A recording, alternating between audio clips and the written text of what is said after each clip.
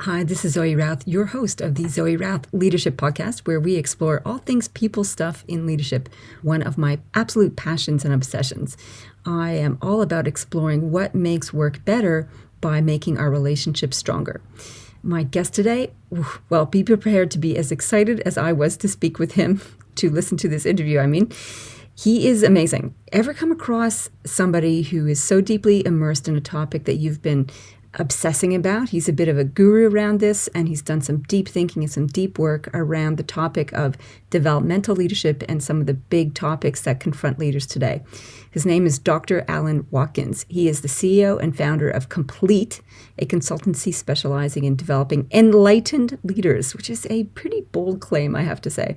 Enlightened leaders, teams, and organizations. He's written several amazing books, including Coherence, The Secret Science of Brilliant Leadership, 4D Leadership, Competitive Advantage Through Vertical Leadership Development, Wicked and Wise, How to Solve the World's Toughest Problems, which he co-authored with Ken Wilber, who is, how do you describe Ken Wilber? He's the philosophical godfather of integral leadership development, vertical leadership development. So one of the foundation theories that I build all of my work on. How do we help leaders grow and evolve their leadership maturity and thinking so they can be more effective in a very complex world? So he's written this book with Ken, Wicked and Wise, and Crowd-ocracy, The End of Politics, which I think is amazing, co-authored with Iman Stratanis. So in our conversation, we started off by talking about his first book about HR, which is The HR Revolution, Change the Workplace and Change the World.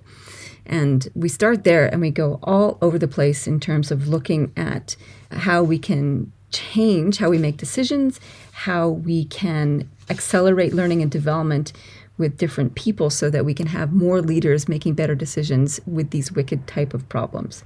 It's a very rich conversation. I took pages of notes. I'm sure you're going to get heaps out of it. So enjoy. Alan, I'm so excited to have you all the way from London and to investigate, interrogate, and hear all your perspectives on things leadership, on things HR, on things developmental. There's so much we want to dive into, so welcome to the show. Thanks for having me, Zoe, and I'm excited to chat too. Okay, well, let's start with the latest book. I know you have a series of them, but this one's come out, it's the most recent one, Change the Workplace, Change the World. And it seems like a rallying cry or a celebration or an incentive for HR leaders. Why this book? Why did you get stuck into HR? Well, we work with about 100 multinational corporations, and the people we tend to end up talking to first is either the CEO or the HR director.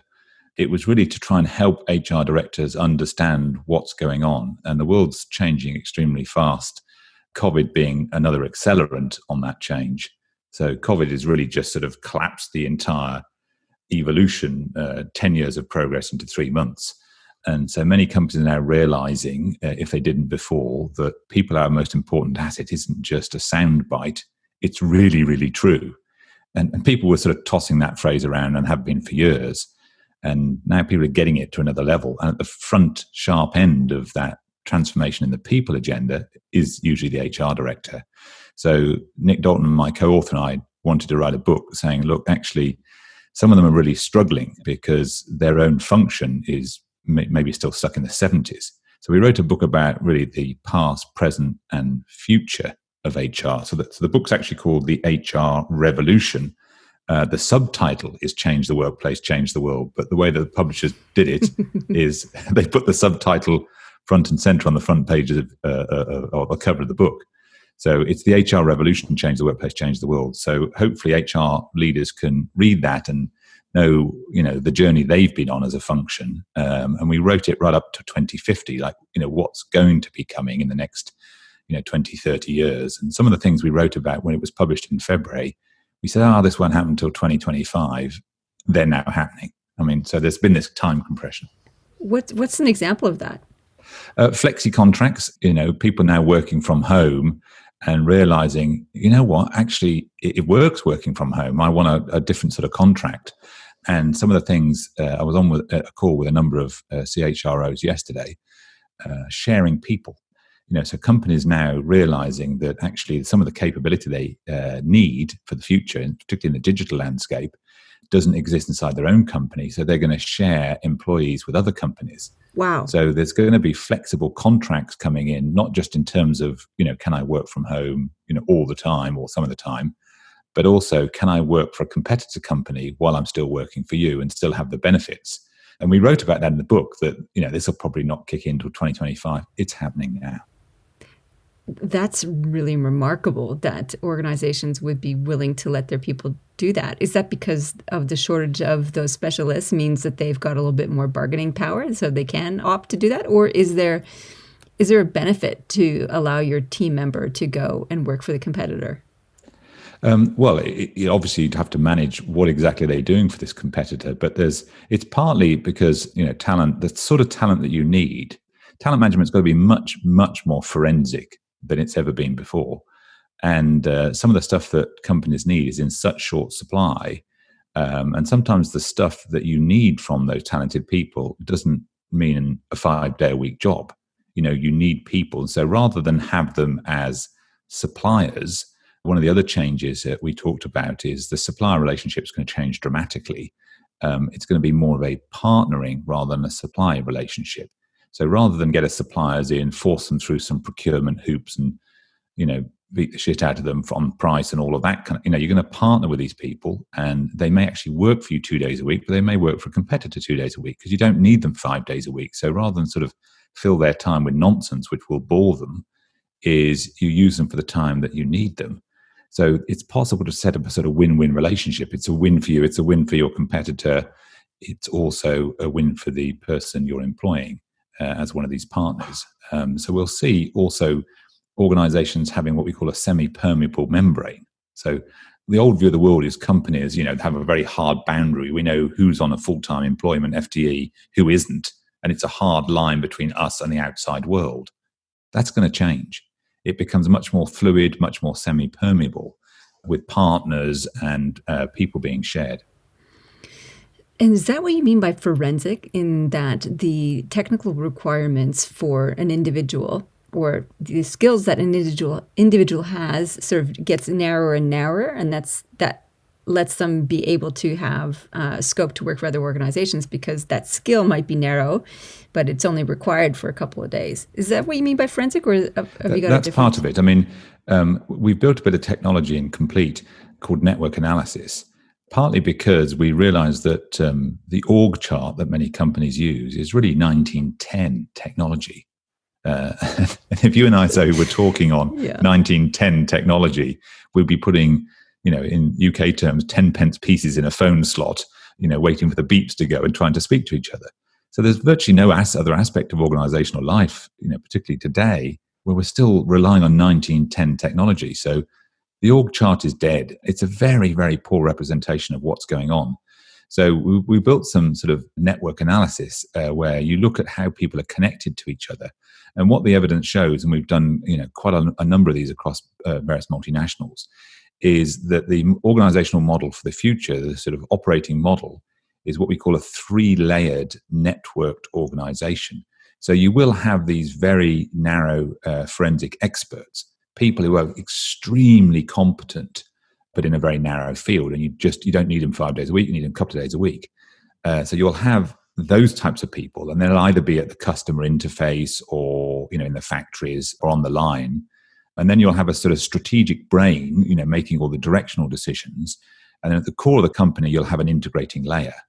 So the whole notion of silo is going to evaporate, geography is going to evaporate, category is going to evaporate, and organizations will be 3-layered, networked, fluid organizations, much more agile, that work in swarms with scrum masters, not team leaders, scrum masters, organizing swarms where they'll swarm on a problem, fix it, sort it out, innovate it, drive it forward, and then put it into maintenance or BAU, and then they'll swarm onto another issue. And this will happen because we're all working from home, transnationally. So it's a much, much more different type of system. And the network analysis shows you how close you are to that kind of thinking and way of operating already. And the interesting thing is that most companies are already moved that way to some extent. It's just the people leading those companies still look at the org chart and think it shows something of what's really going on, and it doesn't. So it's already happening. So it's pretty exciting. That is really exciting. I like this swarm concept. That's different to holacracy, or is it related? So holacracy being the autonomous mini units within an organization with a certain degree of ability to make decisions for themselves. How is this the same and different? Okay, so one of the 7 books I've written so far is called Crowd-ocracy, which is what happens beyond holacracy. So just very briefly, as you know, holacracy is a way of, at the core is a way of making decisions. So if you look at the evolution of decision making in complex systems, it started with sort of mob rule. Well, it starts with anarchy, where every man and woman for himself. You start with anarchy, and then you get mob rule with some thug with a big stick ruling the roost. And then eventually you kind of get the autocrat who grabs the reins of the mob. And if you have 10 people on an exec board, lots of companies still operate autocratically. Usually the CEO is the autocrat. It's a command and control type idea. So it's 1v9 on the exec board. So the exec board debate, there's lots of chat. And then the autocrat says, okay, I've listened to what you all said. I'm making a decision. The answer's X. And everybody goes, oh well, we're going to have to go along with it, I suppose, because the boss has spoken. So that's 1v9. And then you get co-leadership, mum and dad, the parents, usually the CEO, the CFO, occasionally the CEO, the COO. So you get this sort of king and the queen ruling in historical terms. So it's a 2v8 system. And then, of course, what happens is that induces parent-child dynamics, with the rest of the exec board trying to drive a wedge between mum and dad, or the king and the queen. And you get courtiers and all that sort of nonsense. And then there's a massive leap forward to a democratic process. So it's clear that co-leadership, 2 heads are better than 1, so that's better able to handle complex problems more than autocracy. But democracy was a massive leap forward because it was 6v4. So in the debate at the exec board, we argue. Right, let's put it to the vote. 6 people vote in favour of the motion, 4 against. Motion carried. So democracy is 3 times more effective than co-leadership or mum and dad, because there's 6 brains involved in the decision rather than 2. So that's why everybody thinks democracy is fantastic. But the downside of democracy is it bakes in dissent. So you've got 4 people who are outvoted, who are then permanently offside and spend their entire lives trying to undermine the decision that was made. And this is why you hear in many organizations, people going, I really hate the politics around here. Well, you've built it that way. You've built a democratic system and it will be political. What do you expect? And so beyond democracy, there are 3 other levels. There's sociocracy, which is an attempt to get to beyond 6v4 and the dissent and trying to get everybody aligned. But you get stuck in consensual hell. So it usually fails and people drop back down to democratic process and then mistakenly believe democracy is the answer. So holacracy was quite an innovation. Holacracy is where you get to 10-0. And then crowd-ocracy, which is one of the books I've written, it's called Crowd-ocracy, subtitle The End of Politics, which we can come back to. So crowd-ocracy is how do you get to 10,000 v0? So how do you do holacracy at scale? In an organization. Yeah, in an organization, right? So how do you get all 10,000 employees aligned behind the goal? So, networked organizations is part of that. So if you look at network analysis, understanding who your influencers are, where they are in the organization and what type of topics they're exerting influence on is part of the way of doing crowdocratic process. Figuring out how you can, in the new world, you need speed and agility. How do you align 10,000 people? Well, you need to do some network analysis and look at how your system's really working. You need to change your decision-making process and the way that you involve people in decision-making. And if you do those 2 things, you can massively speed up. And in a blurred world, speed and agility is going to be a massive part of the new currency. That's remarkable. So I'm thinking about this now. So you've done your network map and you understand where the influences are. So there's many questions that are popping up. One is, you said you need to change your decision-making process. How? How do you do that? Well, it's a different sort of debate. So again, if you take the exec board, 10 people, what you'll find in the room is 3 or 4 voices dominate. And that's profoundly unhelpful. So, the introvert in the corner, who may, by the way, have the killer idea, sits there quietly, was about to say something, but there was a noisier voice that just overspoke. And they're going, well, I had a better idea than that, but I can't be bothered to do the battle. And so they stay quiet. And so often you don't mine out the smartness and the wisdom or the cleverness in the room. Why? Because you've got no proper process for having the conversation and the debate. So you do something called integrative decision making, which the guys from hierarchical talked about, right? Which is you run the conversation very differently. So when we did this a few years ago, I was coaching the ops board of EasyJet, one of the big European airlines. And I said, okay, well, let's make a list of all the problems you're wrestling with. And we came up with, I don't know, 20 issues. Okay, so pick the biggest and the ugliest one. And they picked one. How long have you been stuck on that issue? 2 years. I said, okay. And this was a big team. This was 17 people on this team. So it was a big team. And I said, okay, in the next hour, I'm going to get all 17 of you to agree what the answer is on that issue. And they all started laughing because they've been stuck for 2 years, right? And so then I taught them how to do integrative decision making, and literally in about 45 minutes, all 17 people agreed on the answer. And they were then sort of embarrassed because they go, oh my God, why were we stuck for 2 years on this? We just figured out what the answer is in 45 minutes. So you run the conversation very differently. You know, you have 6 rounds and you involve people and you get their reactions and you get them to sort of focus on solution and proposal making. And then you flush out all the objections to the proposal. And rather than that becoming a bun fight, you change the way that you see objections. You see them as ways of improving the proposal. And so it requires quite skillful facilitation.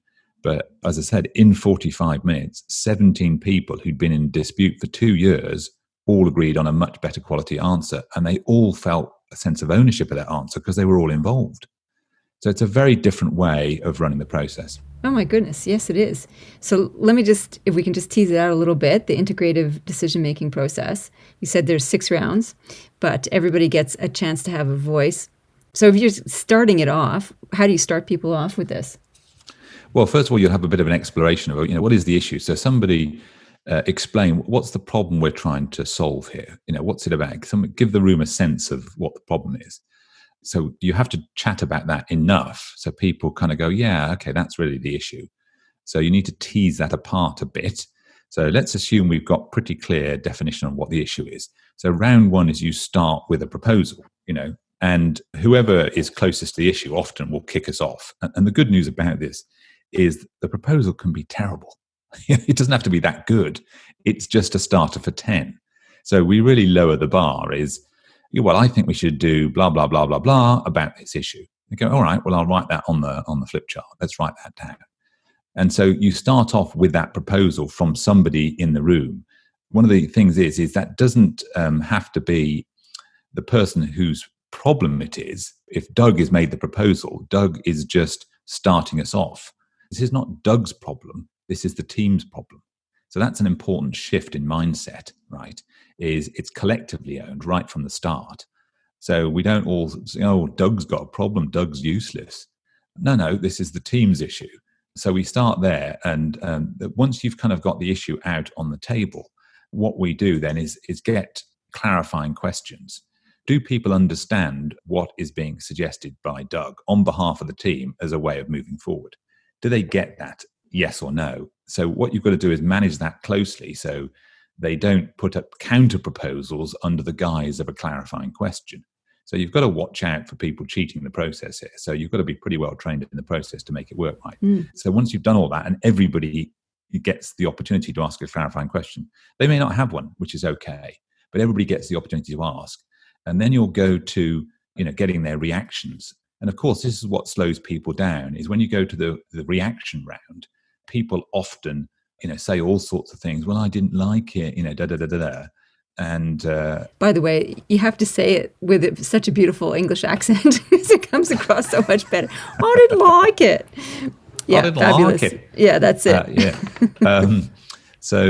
You go around to every single permanent person in the room is get their reaction. Now, Doug, who made the proposal, is listening to all these reactions and going, I can see this isn't going to fly, because he's heard all people's reactions. And you stop people reacting to each other, right? That's important. They're just getting a reaction to what's being proposed.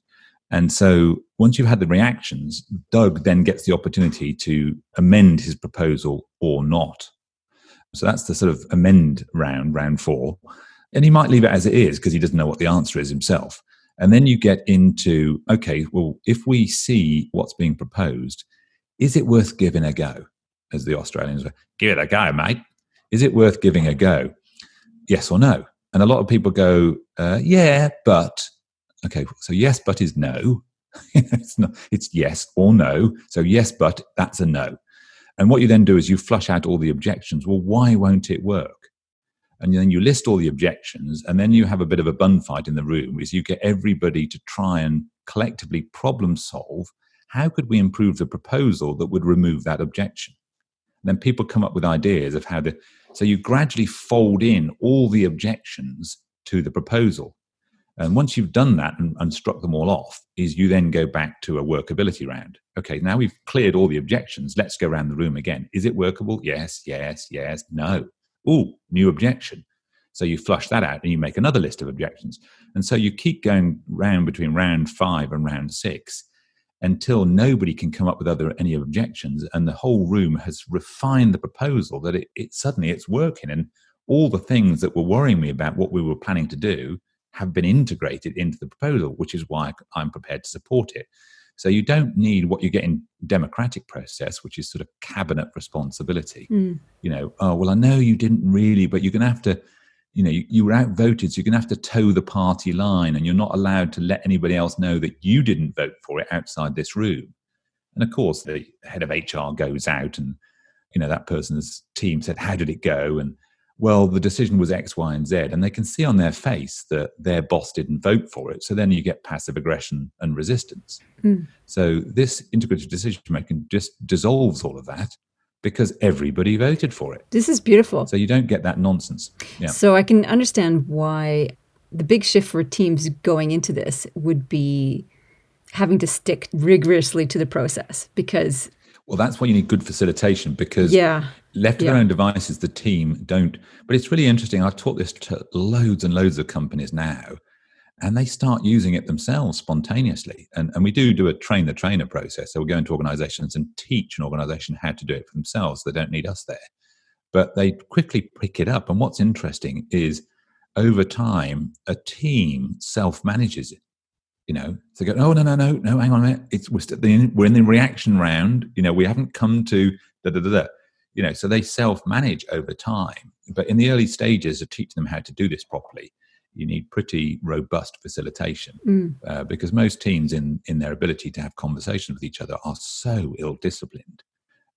So you've got to instill a bit of discipline. Yeah.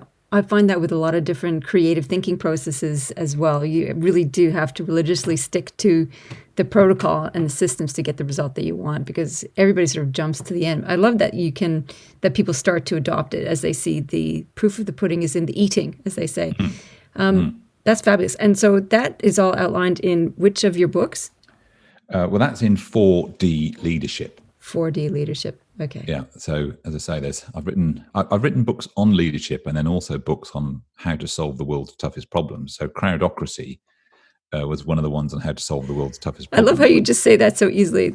Solving the world's toughest problems, like pass me the cheese. Yeah.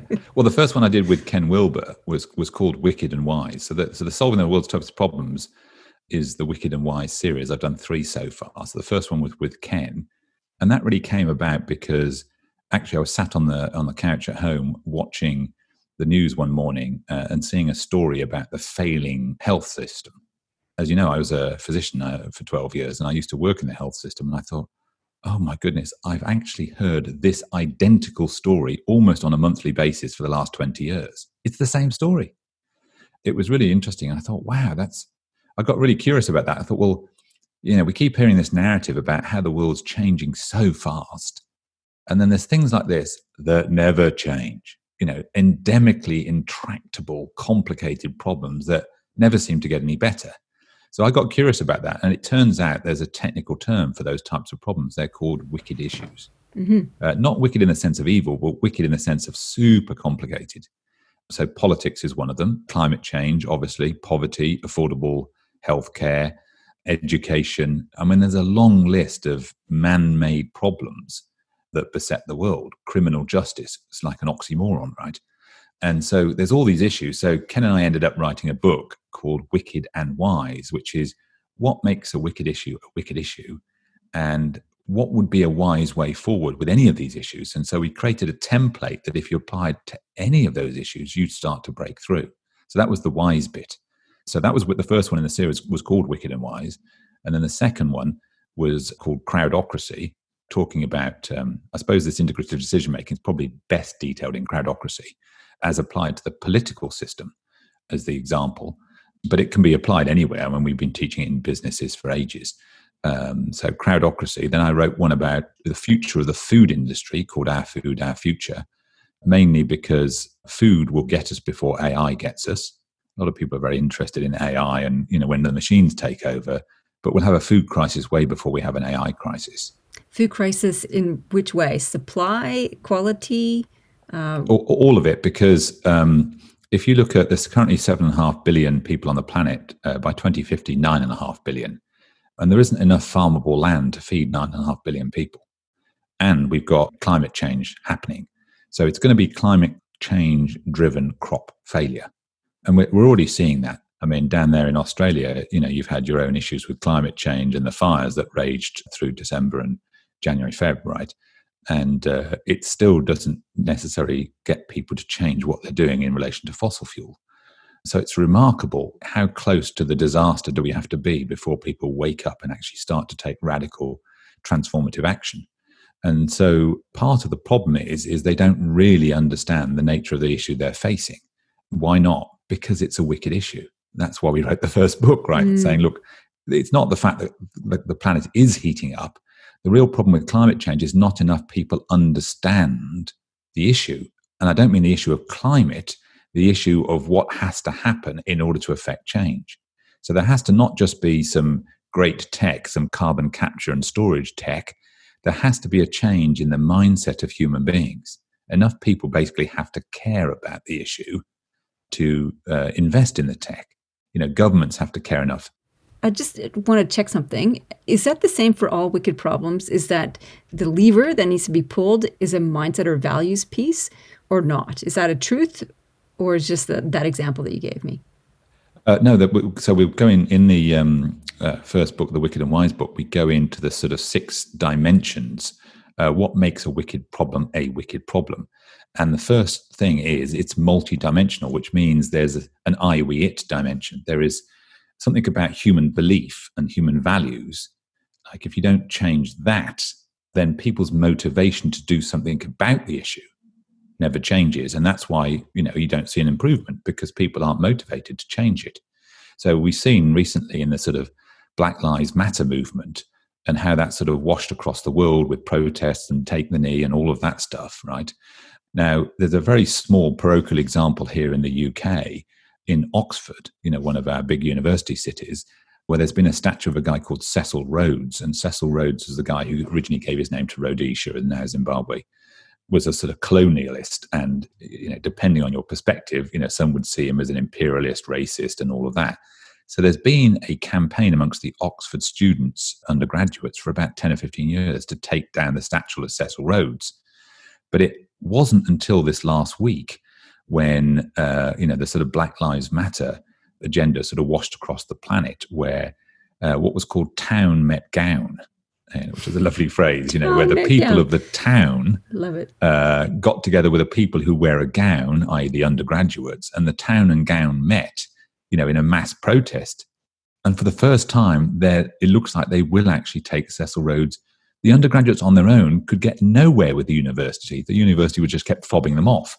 But now people were mobilized because there was 2 things happened, is belief has changed. That's an interior I thing. And then there's been a mass scale, i.e. lots of people have kind of joined together. The town and the gown have joined together to do something different. So that's the I, belief changes or values change. The we connect together more effectively, town and gown, to do it. What's the it? Remove the statue of Cecil Rhodes. So that's one of the 6 qualities of a wicked issue, is it's multidimensional. And without the I change, and without the we change, the it never changes in a sustainable way. Oh my God, that's so powerful. So this brings me to a existential question, maybe that I don't know. Sure, actually, we always get to the existential questions eventually. it may not be existential question, but it's certainly a question that has been gnawing at me, or I've been gnawing on it for some time. And knowing about the complex world issues that we have, and knowing that these are only solved with later stages of leadership maturity, and that may be a frame through which it could be mistaken. What I mean by that is that we need more leaders to see the complexity and to deal with the complexity. So sort of addressing what you've talked about in all of your books. These are wicked problems. We need this kind of thinking to help address them. We need mature leaders, yeah. Mm-hmm. Can we get enough people there faster, I should say, because in developmental leadership, my understanding, it takes a long time for people to be able to get to this stages of leadership maturity where they can think in a complex way and self-aware enough to make those interventions. Can we speed it up? Will it happen? Will it happen? Don't know, is a simple answer to that.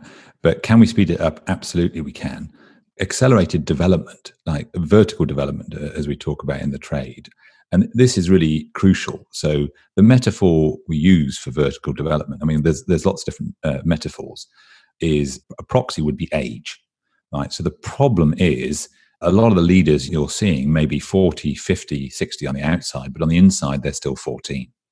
So they've got an arrested development. There's a level of immaturity, and it's fairly obvious, if you look at some world leaders, throwing tantrums and tweeting 11 o'clock at night, ridiculous statements and stuff, and sort of thing you'd expect of your teenage son. And then you see world leaders doing that and go, oh my God, what's going on? And the problem is they've got arrested development. They're sort of disabled. So they're operating with a disability in their own maturity. So they've got a maturity disability, if you will. And we only need 10% of leaders to really mature to a level of sophistication to create a tipping point. So we don't need everybody. 10%, did you say? 10% is what you need to tip a system. You don't need 100%. So you need enough really wise people to tip the balance. So that's lowered the bar in terms of how many mature people do we really need in the system to tip the system. You need 10% really mature people, and they will tip the system. So our company, Complete, has been very much focused on working with companies, including those in Australia. I mean, we've got a fantastic client called Culture Kings doing some fantastic stuff in retail. They're a sort of streetwear urban outfitters based out of Brisbane. And, given a digital world, we're teaching people all over the world how to wake up and grow up, how to become much more mature, much more sophisticated in the way they approach any problem. So you only need 10%. And if you really know what you're doing in terms of helping people to mature, you can do it much faster. So the game that we've been sort of figuring out over the last 25 years of doing this work since I left medicine is, how do you help a human being mature much faster than normal? And so that's what we've been sort of interrogating, is it left to their own devices. Most people never mature. They still remain 14 on the inside for the rest of their life. With a little bit of guidance, the sort of rule of thumb is it takes 5 years to move up a level. But we've seen that with really forensic, careful coaching, you can move somebody up 1 or 2 levels in 18 months. So you can go much faster than most people. With coaching? Yeah. Because that provides a mirror and some introspective space and reflection space. It's more than anything, it provides challenge. So we've got three values in Complete, which is challenging. We're not there to be your mate. We might want a couple of tinnies on a Friday night, but we're not there to be sorry, I'm dropping into the vernacular again there. I don't know if that would pass muster, to be honest. That one was a bit dodge. An English version of an Aussie accent. Yeah. We're not there to be your mate. We're challenging you to greater performance. So we're challenging, but we're also compassionate, because we realize it's tough. So, we're compassionate in the way that we challenge, but we're also cutting edge. So those are our 3 values: challenge, compassion, cutting edge. So with really good quality challenge, so it's not, will it go away and, contemplate your navel for months. We haven't got time. The clock's ticking. So we're there to enable you to level up in gaming terms, move up a level of capability. of sophistication, of maturity as fast as possible. So challenging, got some cutting edge processes like network analysis, like, we'll track a leader's biology for 24 hours before we'll start coaching them. Why? Why? Because you can see what's going on. Yeah. How does that help? Well, you'd be surprised, Zoe, if I recorded your biology for a day, I could pretty much tell exactly how you're running your life without ever asking you a question, because how you're running your life bleeds into your biology. So let me give you a fun example about that. I was coaching the CEO of a big credit card company in Europe, and I got this woman's biology recorded, just a simple heart monitor. Basically, we're tracking her, something called heart rate variability. So we tracked her biology for 24 hours. And I said, look, before we start the coaching, I'm just interested to know, how's your history exams going? And she went, how do you know I'm doing a history exam? I said, but you are, aren't you? She went, well, yeah, I am, but how do you know that? I said, I can see it in your biology. Completely spooked her. How the hell could you know that she was studying history? That's what she said. How do you know that? How do you know that? Well, I'm going to tell you. So one of the things you can extract, when you're looking at the fluctuations in somebody's heart rate, you can tell what's happening to adrenaline levels. Mm-hmm. And so in a normal human being, adrenaline levels should be high during the day, lower in the evening, and basically off at night. Now, in this particular woman, the first 2 hours of sleep, she had this enormous adrenaline surge. Oh. It was higher in those first 2 hours of sleep than it was during the day. It's like her head touched the pillow and she started immediately burning a load of fuel as she reviewed her entire day. So it's like her head touches the pillow, she kicks in a load of energy and fuel as she reviews her entire day. And we see that in people who are very retrospective. So I said, well, you're a woman of 52 with no children, so you'll have a bit of time on your hands. You're a very bright woman. So a very bright woman with time on her hands is going to be doing an exam. And given this retrospective pattern, it's going to be a history exam. It's a simple deduction. Wow. I don't know that I would ever have come up with that deduction. Oh, my God. That is very spooky. And what was spooky was it related to her leadership. I said, I bet when you have your board meeting, you probably spend at least an hour before the board meeting reviewing last month's minutes. Have you been talking to my PA? I said, no, it's the same retrospect. And the reason you're struggling with your leadership is you're leading by looking backwards. So you keep telling your exec where you don't want to be and what you want to move away from and what was going on last year, but you're not clearly articulating where you want to go to. The future, you're not articulating the future, you keep articulating the past. That's why they're struggling to help. That's why you're struggling to move forward in a company, because you're talking about the past, not the future. So when we coached her out of that and helped her to much better articulate the future, we measured her biology 6 months later, the pattern had disappeared. Oh my God. So we could objectively prove we'd fixed it. Cutting edge, Zoe. That's awesome, Alan. That is cutting edge. So we've got network analysis. We've got your 24 biology. What are some other cutting edge processes that you use? Well, one of the things people think I'm being disparaging when I say, some of these leaders are 14 on the inside. I'm not sort of being judgmental about that. We can measure that. So we can measure your ego maturity. Like, how old are you really on the inside? And of course, the 14-year-olds think they're very wise and very mature. By definition, they're not. So we can quant that. So we've got this whole range of assessment instruments, whether it's looking at your biology, your emotional intelligence, your value systems, your ego maturity, your behaviors, your network, your influence in the network. We've got a range of these vertical assessments where we can peg you. And so one of the things we're trying to do is to say to the assessment industry, look, you're measuring the wrong stuff. The whole of the assessment industry, and it's a multi-billion-pound industry, is following something called a descriptive methodology. And it's describing leaders, either describing their typology, in a sort of Myers-Briggs type way, or Bell-Bin or an Enneagram or something like that, or it's describing their personality like a Hogan, the big 5 dimensions of personality, or it's describing your strengths like a Gallup Strengths Finder. But they're all descriptions of you. And now, as fascinating as they are, I go, oh, that's really interesting. That describes me. I do like wearing a white shirt. Oh, wow, that's amazing. How accurate is that? It can't predict the future. And in fairness to those instruments, they were never designed to predict the future. But companies are still wasting millions of dollars on this stuff. And what they really need is not descriptive assessments. They need developmental assessments. They need an assessment that can say, look, you're at a level of a 14-year-old, and this job needs a 20-year-old. Well, this job needs a 36-year-old. So, of course, you're going to fail because you're not at the level of sophistication or maturity that this role actually needs. So, developmental assessment, not descriptive assessment, is what we really need. I use the leadership maturity framework that was developed by Suzanne Cook-Growder. Do you have something similar like that? Yeah, I know Suzanne very well. And so that's very good. Once you've used something like that, is to peg them at, that they're an expert, not an achiever, not a pluralist, not an integrator, is not only it pegs them in terms of some of the issues that are going to be arising for them, but it also gives you a next step. So when you use a vertical developmental framework like that, you can not only describe where people are, but it immediately sets up a developmental journey for them. That's right. And it's instruments like that we need to replace all this personality profiling and typology and strength finders, because that's frankly, as interesting as it may be, it's a waste of money and a waste of time, and it keeps companies distracted on measuring the stuff that doesn't really matter. Wow, that's powerful.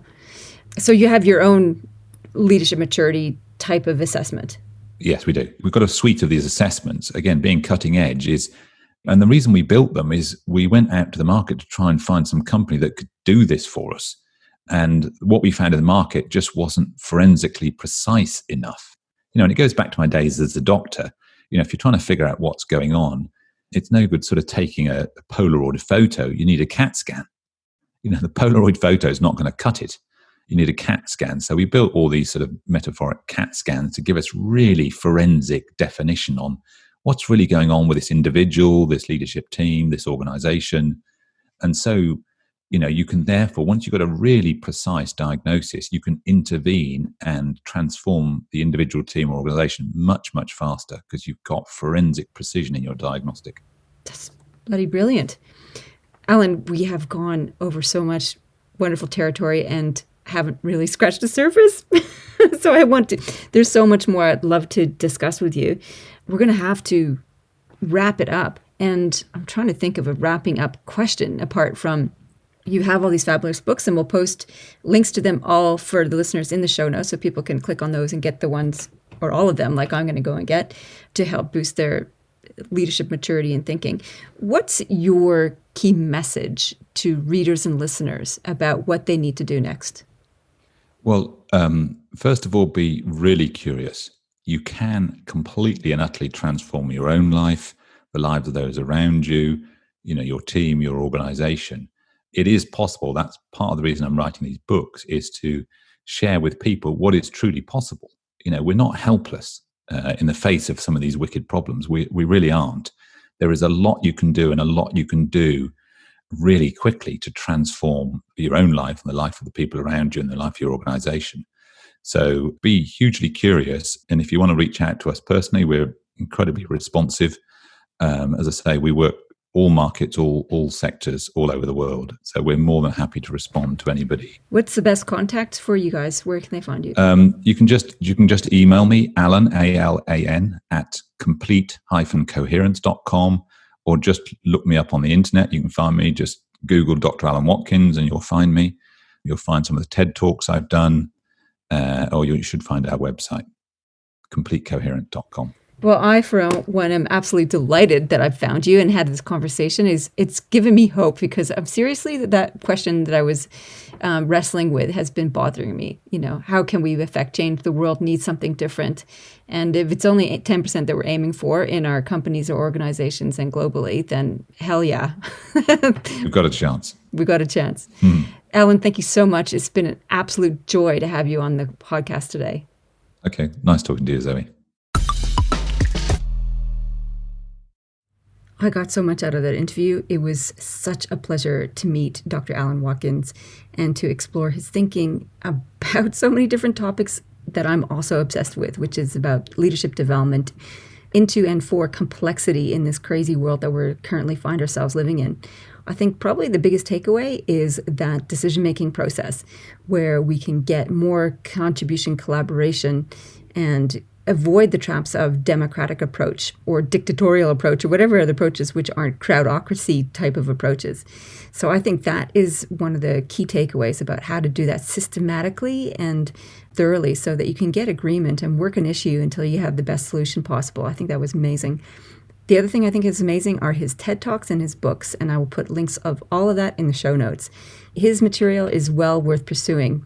I guess the other exciting thing for me in this interview was the fact that we only need 10% of people to grow into these later stages of leadership maturity to achieve a systems change, to tip the system. And 10% is achievable. So that gave me a spark of motivation, enthusiasm, and inspiration to go ahead and keep doing what I'm doing, to keep educating leaders about how they can do things better, how they can lead better, how they can connect better with individuals, build better cultures, think more strategically about bigger picture issues, and make a significant difference in not only in their businesses and their personal lives, but on the planet itself. There you go. I'm all revved up. That was fantastic. Whew. I hope you got as much out of it as I did. In the meantime, live well, lead well.